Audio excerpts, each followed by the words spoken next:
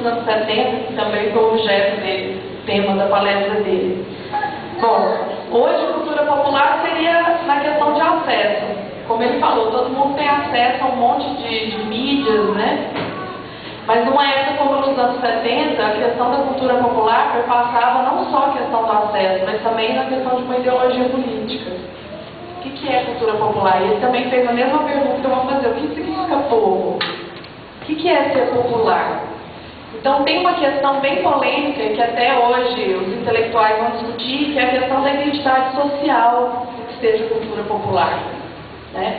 Será que é só o acesso no seguinte sentido, de uma camada subalterna da população, de ter acesso a essas mídias? Ou será que o conteúdo daquilo que também está sendo tratado também pode ser considerado como cultura popular? Outras questões que eu também vou problematizar é na questão das grandes produções, né? Seja elas de teatro, cinema, música, em detrimento das pequenas, que bem o nosso colega o Carlos falou da questão do cinema, do cinemão hollywoodiano, como que a gente olha também com um olhar bem pejorativo, inclusive, e essa questão de como que essas produções elas representam determinadas ideologias políticas também. Ou seja, as produções em si também trazem significados e no seu conteúdo ela é capaz de trazer essas questões de identidade. Então a minha palestra, ela trabalha com a questão da produção cultural brasileira dos anos 70, mas sobretudo dos 70, né? E pensando a arte como resposta de oposição ao regime ditatorial, no caso do golpe militar. E eu pedi encarecidamente para o Alexandre que a gente abrangesse não só a música, mas sobretudo o teatro, que é o meu objeto de pesquisa. Eu vou falar um pouquinho de música, um pouquinho de cinema, mas sobretudo das produções teatrais. Só que essa discussão, no fundo, é uma discussão que todos os artistas daquela época estavam discutindo, os intelectuais de maneira geral. E até hoje historiadores trabalham, polemizam esse tipo de coisa. De uma maneira geral, o Brasil, os artistas da época estavam discutindo problemas brasileiros, problemas socioeconômicos, problemas políticos. Mas nos anos 60, por exemplo, os problemas socioeconômicos eram vistos especialmente pela questão política. Seja o autoritarismo político, ou seja pela falta de consideração política pelas questões sociais. Coisa que o enfoque nos anos 70 já deu uma mudada entre os intelectuais, porque eles já começaram a perceber que não é só a questão de autoritarismo político, mas a questão do capitalismo em si. E como nós estamos imbuídos dentro desse sistema. E a gente já não consegue mais simplesmente negar que a gente está dentro dele. Como agir, lutar, né? Ser artista de oposição, fazer arte engajada dentro do sistema capitalista. Essa foi a grande polêmica, né? Então, os temas que mais eram recorrentes dos anos 60 para frente, você tem o homem do campo, né, que bem o Carlos lembrou aí, você tem a questão do operário, o sistema educacional brasileiro, no caso dos centros populares de cultura, que trabalhavam junto com os universitários, né, para discutir a questão educacional, o sistema de habitação, problemas de renda, problemas também que bem lembrou o Carlos, como tinha notado, do imperialismo. Discutiram a partir desse momento como os Estados Unidos estavam imperando, inclusive nas produções culturais dentro do Brasil, entre eles o próprio cinema.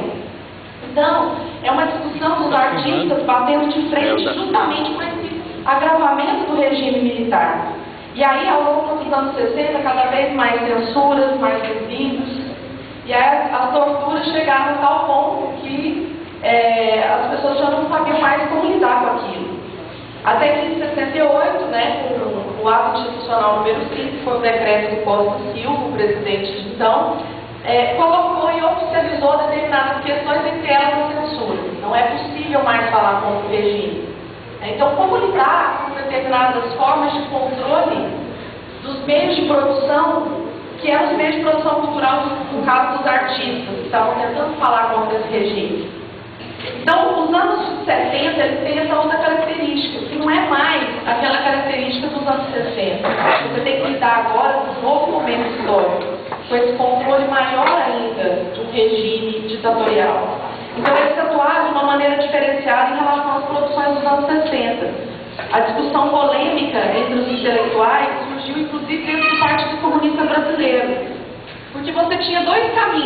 do AI-5. Ou você continuava com a postura revolucionária, e muitos deles pegaram nas armas e foram para a luta armada, vão destruir literalmente com o regime, ou você seguia o que eles chamavam de resistência democrática, que foi a escolha de muitos dos artistas da época. Resistência democrática simbolizava o quê? Você continuar com a sua linguagem artística para falar contra o regime, só que agora utilizando termos mais sutis, talvez, porque você precisava burlar a censura. Daí surgiu, por exemplo, na música, o que a gente fala de linguagem de fresta. Era preciso usar metáforas, né? Ambiguidade nas letras. Nas peças a mesma coisa, você falava sem falar diretamente, e aí você passava a mensagem daquilo. Outros significados surgiram. Nos anos 70, não falava mais só que o problema era a camada subalterna. Porque, afinal de contas, problema de censura, problema de liberdade de expressão, falta dela, todo mundo estava passando, inclusive a classe média, que foi as pessoas criticavam tanto, né, os intelectuais que tinham perdido demais os problemas do povo. Então, esse povo sempre foi um rolê. Quem que é esse povo? É só os miseráveis? Né? Será que a classe média, os intelectuais podem se considerar povo? Nos anos 70, eles dialogaram muito sobre essas questões. Né? Então, de forma geral, na produção artística engajada tanto nos anos 60 e 70, há o quê? Uma discussão da valorização do que eles chamam de nação e popular. Daí surgiu o termo cultura nacional e popular.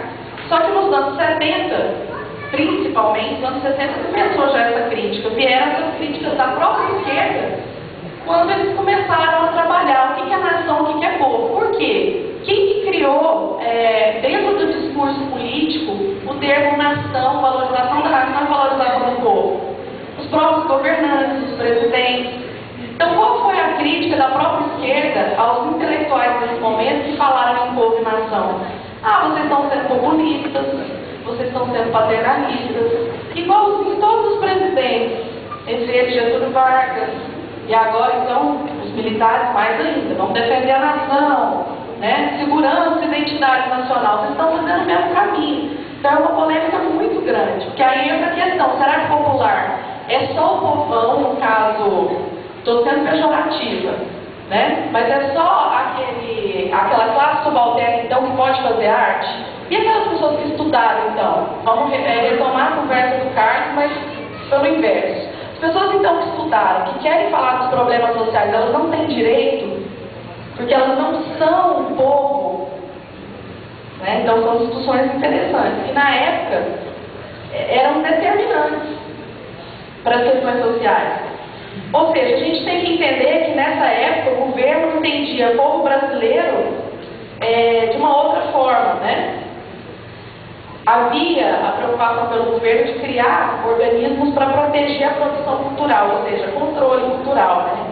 E aí a gente tem o Plano de Ação Cultural, o Serviço Nacional de Teatro, por exemplo, que era coisa que o governo criava para controlar, seguindo o discurso de segurança e identidade nacional. E aí, quando a discussão do conceito de povo brasileiro, a gente vê que a gente sempre entra nessa polêmica. Porque, afinal de contas, os artistas estavam em oposição ao regime. Mas então, o que é ser povo? O que é ser popular dentro da cultura? Os artistas brasileiros da resistência democrática, eles utilizaram das teorias, principalmente do Antônio Gramsci. Para quem não conhece, Antônio Gramsci era um filósofo, cientista político, comunista, lá italiano, e ele era antifascista.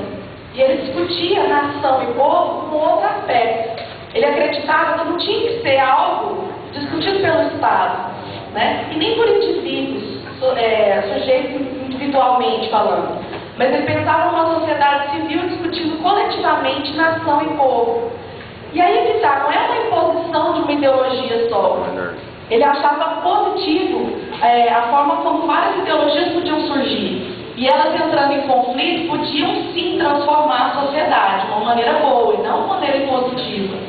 E a partir dessas leituras do Gramsci, os intelectuais brasileiros, os artistas da classe média ou classe média alta, pegaram essa discussão do Gramsci e trouxeram para o Brasil na época.